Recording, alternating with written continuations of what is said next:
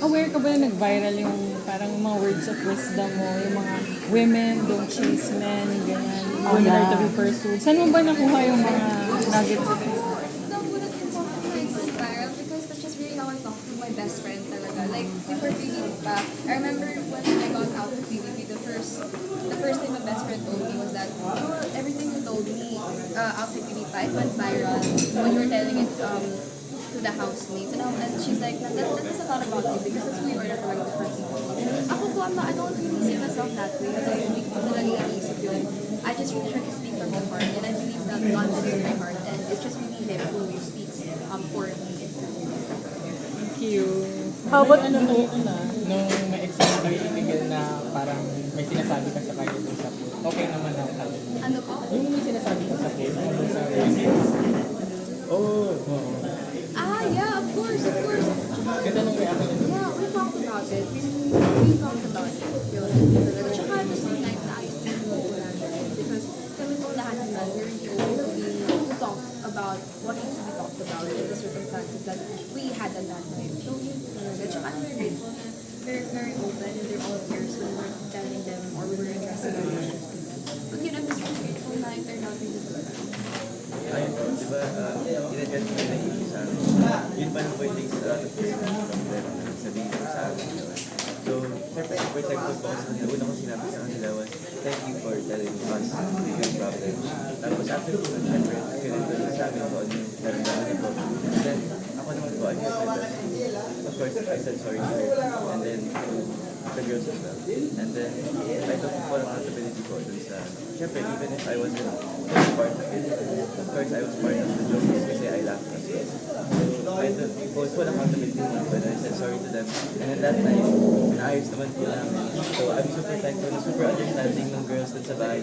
Kaya yung letter ko po na to the angels of this house, between thousands of angels and angels, is a super forgiving po nila.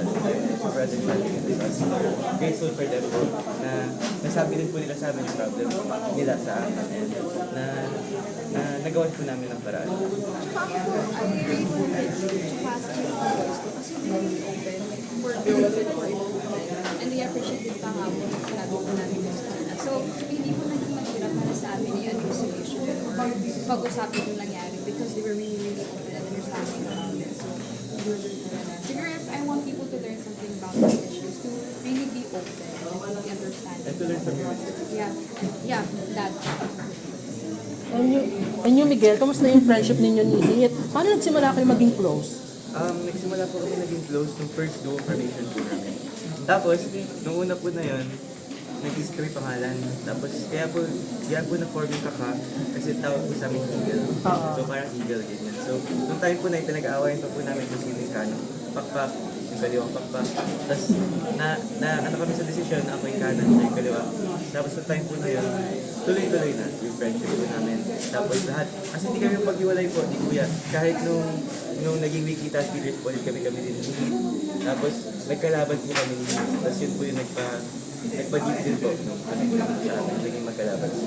Pero ngayon nasa labas na kayo na bahay ni Kuya, kamusta na ngayon yung friendship ninyo? Ayun nga po, madami po naghahanap sa amin dalawa kasi di po kami nag-TikTok ganyan. Pero ayun po, invite po ako mag-swimming tapos nagpupunta po ako sa kanila.